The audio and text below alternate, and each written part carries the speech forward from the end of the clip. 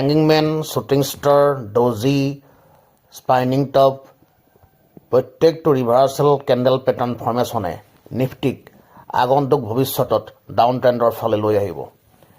এই মুহূৰ্তত 25,928 চলি আছে নিফটি প্ৰাইচ, আৰু এটা লেভেল আছে 25,700 এটা লেভেল আছে। যদি সেই লেভেলটো অভাৰটেক কৰে তেতিয়া নিফটি ডাউন ট্ৰেণ্ডৰ ফালে এটা লং টাইমৰ কাৰণে আহি থাকিব। কিন্তু ইয়াত মই উইকলি কেণ্ডেল লৈছোঁ। যিসকলে ইণ্টাৰ ট্ৰেডিং কৰে বা যিসকলে শ্বৰ্ট টাৰ্মৰ কাৰণে পজিশ্যন কৰে বা চুইং কৰে তেওঁলোকে আপ ডাউন কৰি মাৰ্কেটত কাম কৰি থাকিব পাৰিব, যদিহে তেওঁলোক এক্সপিৰিয়েঞ্চ প্লেয়াৰ হয়। কিন্তু যিসকল লং টাৰ্ম ইনভেষ্টিং কৰে তেওঁলোকৰ কাৰণে এতিয়া পৰ্টফলিঅ' মাইনাছে দেখাব, আৰু সকলো মিউচুৱেল ফাণ্ডেই হওক বা আপোনাৰ ইকুইটি শ্বেয়াৰ্ছেই হওক আগন্তুক এটা সময়ৰ কাৰণে মাইনাছত দেখা পোৱা যাব।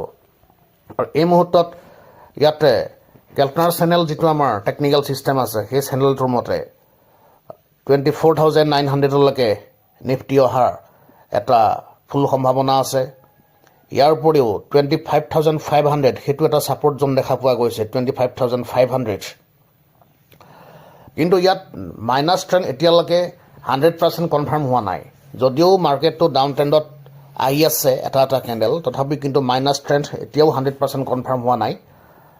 আৰু উইকলি মাইনাছ ট্ৰেণ্ড কনফাৰ্ম হ'বলৈ সেইটো আমি ইচিমকো কনফাৰ্মেশ্যন চাব লাগিব। সেইটো মই বেলেগ এনালাইচিছ মেথড কৰিব লাগিব, তেতিয়া মই দেখুৱাম। কিন্তু হ'লেও আগন্তুক সময়ত মাৰ্কেট ইমান ইজিলি আপ ট্ৰেণ্ডত নাযায়।